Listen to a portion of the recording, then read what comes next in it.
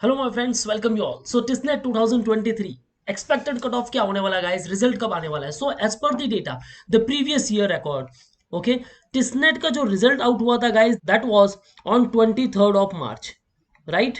सो इस बार भी मैं एक्सपेक्ट करता हूं कि 20 मार्च से 25 ऑफ मार्च आपका जो रिजल्ट है वो आ सकता है। लेकिन गाइज मुझे ये बताओ कि एग्जाम कैसा गया आपका? Now according to me this was the toughest exam ever in the history of TISSNET. Yes guys, TISSNET को लेकर ये एग्जाम जो था ये काफी डिफिकल्ट रहा था। लेकिन क्यों? क्योंकि एज पर the past year data I am finding within 8 to 9 years के स्पैन में ये पहली बार ऐसा हुआ है कि टेस्टनेट का एग्जाम काफी टफ हुआ है। सो एक्सपेक्टेड कट ऑफ क्या हो सकता है? क्या कट ऑफ इंक्रीज होने वाला है और आइदर इट विल डिक्रीज? काफी सारे स्टूडेंट्स कहेंगे सर डिक्रीज ही कर दो कट ऑफ अब तो। So watch this particular video till the end. यहाँ हम इन डिटेल बात करने वाले हैं सारे कोर्सेज के बारे में, the course versus category wise cut off.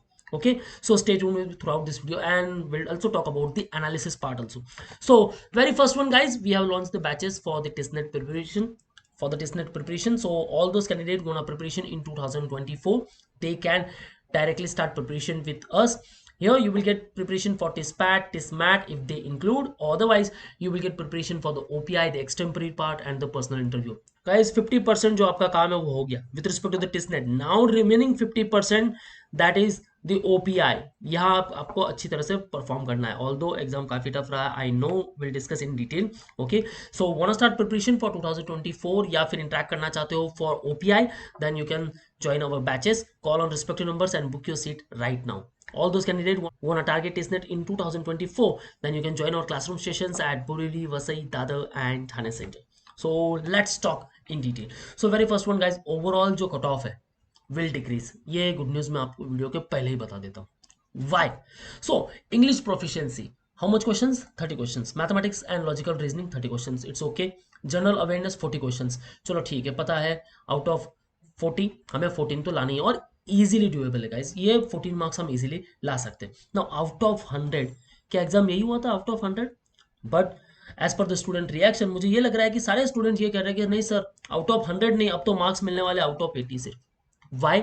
Because English को लेकर ऑल्दो काफी मॉडरेट था पेपर, ओके, लेंथी जरूर हो सकता है, टाइम कंज्यूमिंग, रीडिंग कंज्यूमिंग, काफी टाइम लग रहा था आरसी पढ़ने के लिए। ऑल्दो इजी थे लेकिन फिर भी काफी कंफ्यूजिंग था, राइट। सो इंग्लिश सेक्शन लेंदी होने की वजह से गाइस देखो, अगर आपका जो सेक्शन है, अगर आपका जो पेपर है वो लेंदी हो जाता है, तो उससे क्या होगा?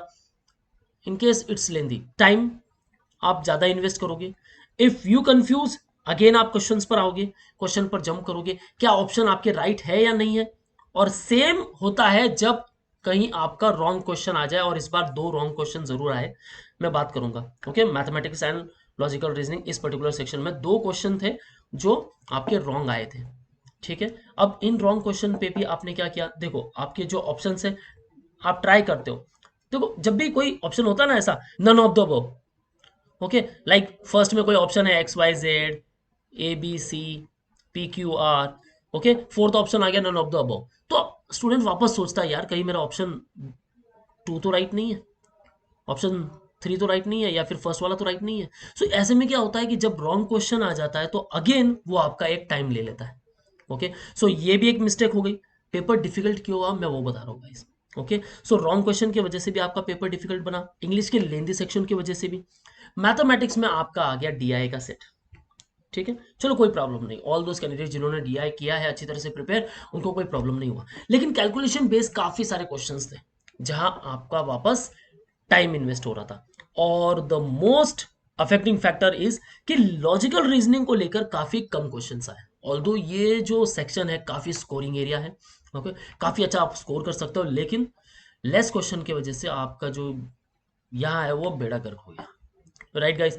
अब मुझे काफी सारे स्टूडेंट्स ये भी कह रहे हैं कि सर पेपर सच में बहुत डिफिकल्ट गया, और यस गाइस, डिफिकल्ट तो देखो पेपर हुआ है, लेकिन इतना भी डिफिकल्ट नहीं था। लेकिन डिफिकल्ट क्यों हुआ है कि इन चीजों की वजह से, जहां जैसे मैंने यहां मेंशन किया डिफिकल्ट, यहां मैंने किया मॉडरेट टू डिफिकल्ट, ठीक है। जैसे हम देख रहे थे पेपर की डिफिकल्टी लेवल जो थी वो मॉडरेट टू डिफिकल्ट थी। लेकिन again general awareness, last year जहां करंट अफेयर के सेक्शन में सबसे ज्यादा क्वेश्चंस आए थे, इस बार स्टैटिक जीके को लेकर सबसे ज्यादा क्वेश्चंस आए, और ऐसे क्वेश्चंस आए जिनके स्टूडेंट आंसर नहीं कर पाए। अगेन करंट अफेयर को लेकर जो एक्सपेक्टेड क्वेश्चंस थे उसमें भी थोड़ी सी कमी आई। ओवरऑल अगर मैं बता दूं as per the manual preparation अगर आपने किया होगा 22 to 24 you can easily score, लेकिन फिर भी ऑल दो कैंडिडेट जिन्होंने अच्छा खासा प्रिपरेशन किया था वो ओके फिर भी आप 18 to 20 I think easily score कर सकते थे ओके जीके में, लेकिन स्टैटिक जीके जहां आपके मार्क्स काफी कम हो रहे थे, again the level of paper move from moderate to difficult, so paper हो गया डिफिकल्ट। नाउ नाउ अगर मैं बात करूं अटेम्प्ट्स इंग्लिश को लेकर 20 टू 24 इजीली ओके एक्सपेक्टेड, फिर भी कहता हूं कि यहां से आपने 18 क्वेश्चंस चलो राइट किए होंगे। मैथमेटिक्स एंड लॉजिकल रीजनिंग काफी कम सेक्शन था, ठीक है 16 to 18 okay and general awareness static GK marks खा गया, करंट अफेयर्स भी मार्क्स खा गया 18 टू 20, यहां मैं पकड़ के चलता हूं। फिर भी आपका जो एवरेज स्कोर है 60 टू 68 यहां तक आना चाहिए to get call from the HRM and ODCL program. भाई जो प्रिपरेशन किया ही है तो कॉल तो आना ही चाहिए। नाउ यहां आपका हुआ है ओनली 50% प्रिपरेशन, रेस्ट 50% जहां 30% वेटेज होगा आपके पीआई के लिए एंड 20% वेटेज होने वाला है आपके एक्सटेम्परी के लिए। अब यहां आपको अच्छी तरह से प्रिपरेशन करना है, right. So let's talk about the cut off, क्योंकि कट ऑफ डिक्रीज होने वाला है। So very first one will talk about the Mumbai campus, और यहाँ जो मैंने एक्सपेक्टेड कट ऑफ रखे गाइस एज पर the research data and past academic records and the past records. Education elementary program के लिए अगर आप जा रहे हो तो 40 टू 48 यहाँ मैंने रेंज भी दिया है एंड उनके रिस्पेक्टिव कैटेगरी के हिसाब से यहाँ कट ऑफ भी मेंशन किया, like general category then 40 marks, EWS है तो 35, ओबीसी 35 ओके, एससी कैटेगरी यहाँ मैंने मेंशन नहीं किया बट या 33 to 35 and ST 31 okay.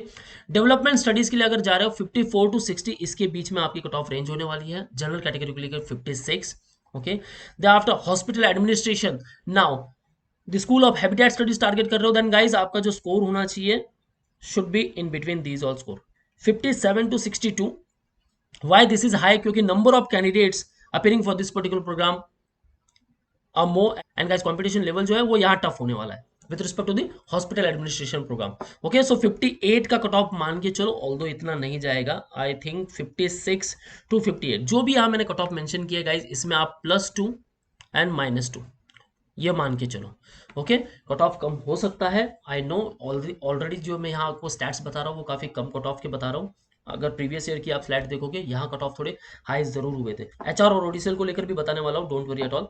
Now public health को लेकर जा रहे हो देन गाइस 55 आप पकड़ के चलो कि यहाँ आपका बेस्ट चांसेस है, और एक्सटेम्परी एंड पीआई आपका काफी अच्छा हो जाता है देन डेफिनेटली गाइस आपके लिए वो सीट ऑलरेडी बनी हुई है। Health policy economic and finance यहाँ भी कंपटीशन काफी टफ है guys.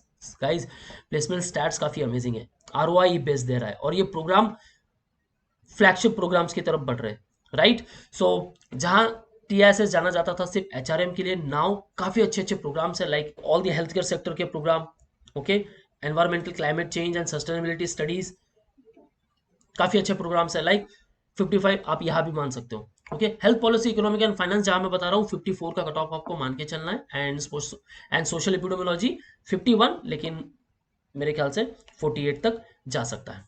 Now next one human resource management and labour relations, guys यहां जो कट ऑफ है लास्ट ईयर की अगर मैं बात करूं अराउंड 68 रह चुका था ओके, एंड इस बार जो है ये आपका 63 तक जाने वाला है ओके। 61 टू 73 ये मैंने रेंज बताई है।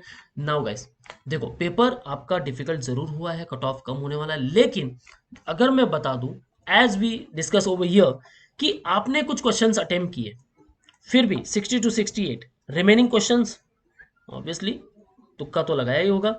नाउ एज पर दिस तुक्का स्ट्रेटेजी ओके, हो सकता है कि एटलीस्ट 20 क्वेश्चंस में से फॉर्चुनेटली अगर आपका लक अच्छा है 5 टू 6 राइट भी आ जाए, रिमेनिंग रॉन्ग भी हो जाए, नेगेटिव मार्किंग तो नहीं है, देन इस चीज का आपको फायदा मिलने ही वाला है। तो हो सकता है कि जिन सारे कैंडिडेट ने तुक्का भी लगाया है वो राइट भी हुए, तो कट ऑफ वापस थोड़ा तो बढ़ ही सकता है, या फिर आपके मार्क्स भी वैसे आ ही सकते हैं कि आप क्रैक कर जाए। ये बातें आपको ध्यान में रखनी है ओके। सो जो कट ऑफ है 63 ह्यूमन रिसोर्स मैनेजमेंट मान के चलो, लेकिन फिर भी मैंने जैसे बताया आपको +2 एंड -2 ये भी ध्यान में रखो okay. Labour studies and practice 58 with respect to general category, analytics को लेकर 58 काफी अच्छा प्रोग्राम है, ओडीसीएल टफ है गाइस कंपटीशन है यहाँ 60, सोशल एंटरप्रेन्योरशिप 55, लेकिन मैं मानता हूँ कि 53 हो सकता है यहाँ okay. Moving further library information science 42 47, 42 का कट ऑफ हो सकता है। Community organisation and development practice CODP काफी अच्छा प्रोग्राम है, 48 टू 50 का जो कट ऑफ है वो मान के चलो यहाँ। Okay, these all are the respective programs from the School of Social Work from Mumbai. And now with respect to the Hyderabad, okay, so Hyderabad के लिए बेस्ट प्रोग्राम कौन सा guys, development studies.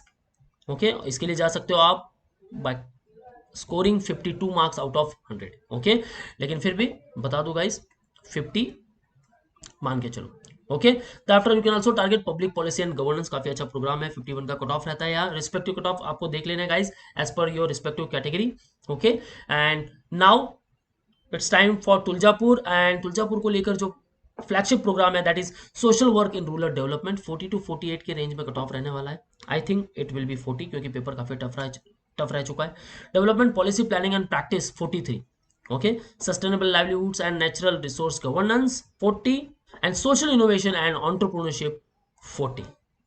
And moving further, Guwahati campus, then Guwahati campus community organisation and development practices CODP, काफी amazing program है guys. यहाँ north east में काफी सारे कैंडिडेट सीओडीपी के लिए जाते हैं क्योंकि इसके प्लेसमेंट स्टैट्स काफी अमेजिंग है। जनरल कैटेगरी 48 का कट ऑफ यहाँ मान के चलो। Next, ecology environment and sustainable development 52। Yes guys, so these all are the respective cut off. I hope आपको कुछ राहत मिल चुकी होगी कि यहाँ कट ऑफ अगर कम हो रहा है तो अपने रिस्पेक्टिव कैटेगरी से यहाँ आपको कट ऑफ मैच कर लेना है गाइस। देखो तुक्का आपने लगाया ही है, हो सकता है, आशा मत छोड़ो, ये मान के चलो कि यस हमारे चांसेस अभी भी है। और हाँ, जैसे कि मैं बता दूं, आपने 50% जो रेस है वो तो क्रॉस कर लिया है। Now you have to prepare for the 50%। okay, and it is about the selection process criteria, the personal interview and the extempore part, right? So don't worry at all, you will get preparation for same. If you have any doubts and queries in your mind, then guys ask me in the below comment section. And yeah, wanna preparation, as I said, you can join our classroom coaching at Mumbai. Call our respective numbers and book your seat at Borivali, Vasai, Dadar and Thane Center. And for all exam updates and notifications, follow our social media handles such as YouTube, Facebook, Insta, and you can also join our Telegram group. That's all from my side guys. All the best for your career. See you in the next video.